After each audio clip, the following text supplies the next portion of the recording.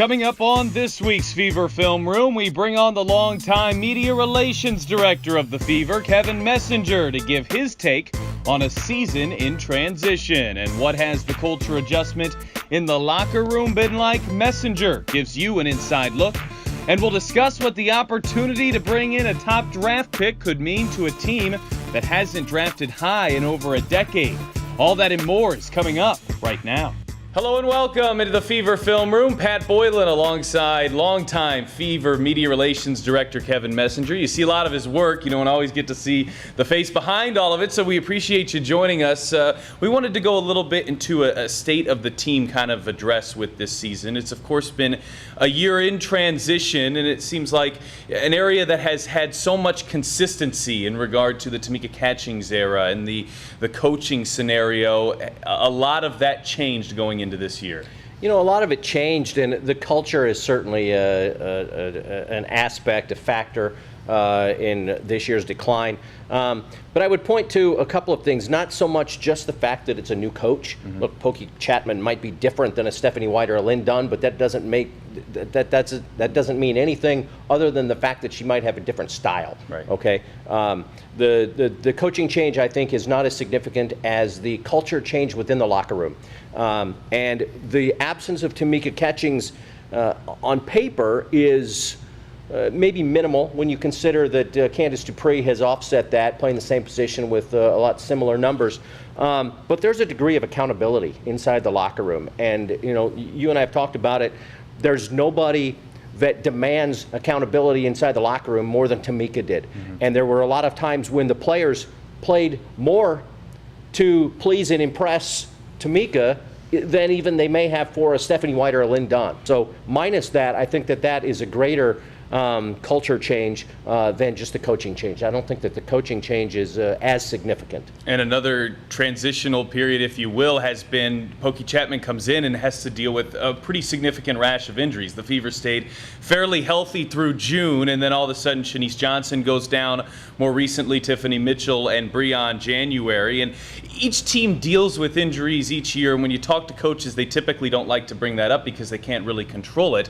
But there's no denying these are three starting caliber players that the Fever haven't had for a good chunk of the season. You can't use it as an excuse. You can't, and no coach ever will. It's a simple fact of sports that injuries will dictate a lot of times what might happen down the line. But you can't allow that to enter into your line of thinking. I'm going to point out one difficulty with this particular scenario this year. You've got three guards that have gone down. They're all guards. They're all in the backcourt, and they were all 10-plus point scorers when you consider Shanice and Tiff, and then now Bree. Bree was at about 9.8. Right. Okay, but they're all guards. They all handle the ball. Pokey Chapman herself was a point guard.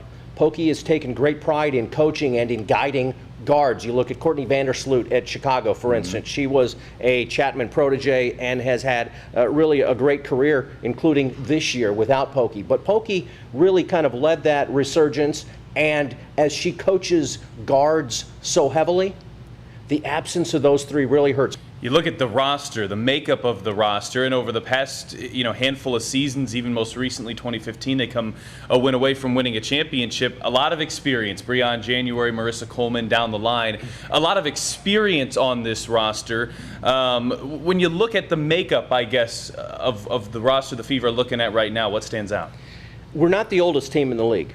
We're close, though. We're one of them. We have 4 30-somethings on our team. When you consider Candace, certainly, she comes in after 12 years in the league. But with Breon January, Erlena Larkins, and Marissa Coleman, all are 30 years plus. Plus, you've also got Jeanette Poland. Shanice is 27. Mm-hmm. So age is not on our side.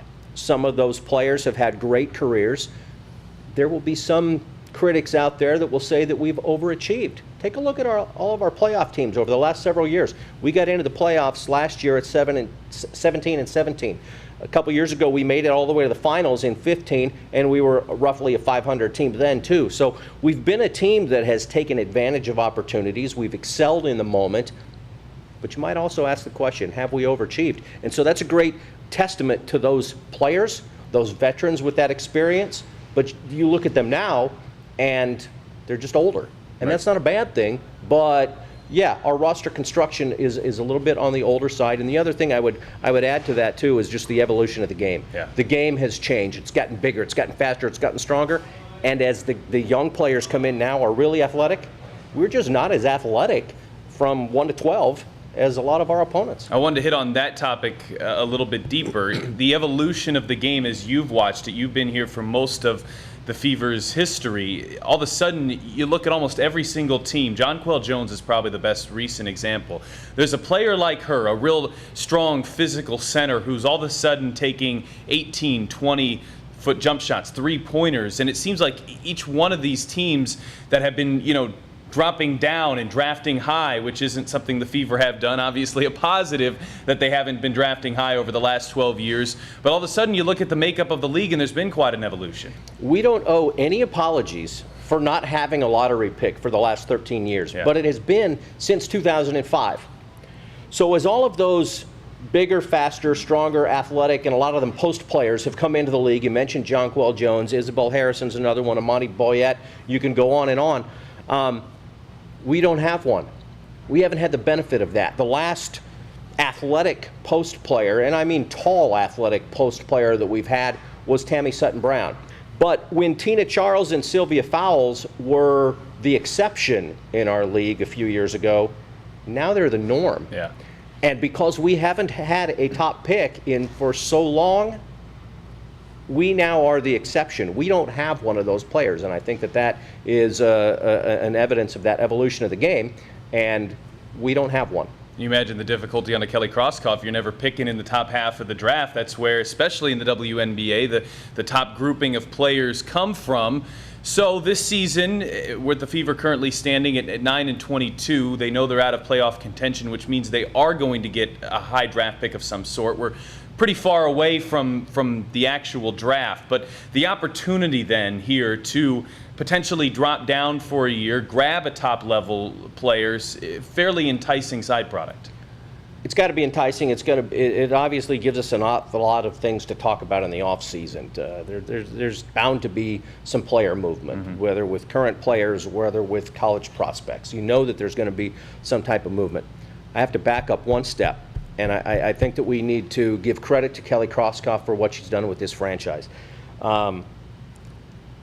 If this is a team that has overachieved in those years, and if this is a team that has been a product of great performance by unheralded players, whether it's Erlena Larkins, whether it's Marissa Coleman, whether it was Shavonte Zealous many years ago.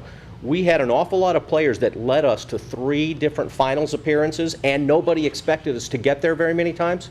I think that the culture and our administration deserves a little bit of credit for getting us there. We need to celebrate 12 consecutive years getting into playoffs when a lot of people didn't think we belonged. So I think that long history really deserves a lot of credit, and especially if you're doing it with Tamika Catchings and a bunch of cohesive, talented, under-the-radar players. If people think that we overachieved in those years, then I think that some of our staff needs an awful lot of credit, and it starts at the top. Completely agree. Fans, still a couple of games left inside Bankers Life Fieldhouse for you to be here for. August 30th is your next opportunity. You can visit feverbasketball.com. If you're watching on the website right now, just click the tickets tab right above us. Kevin Messenger, we certainly appreciate your perspective on the season and going forward. Ratings are never the same when you've got the PR guy on air. There's a reason I haven't been here most of the year, but I thank you for having me. Appreciate your time.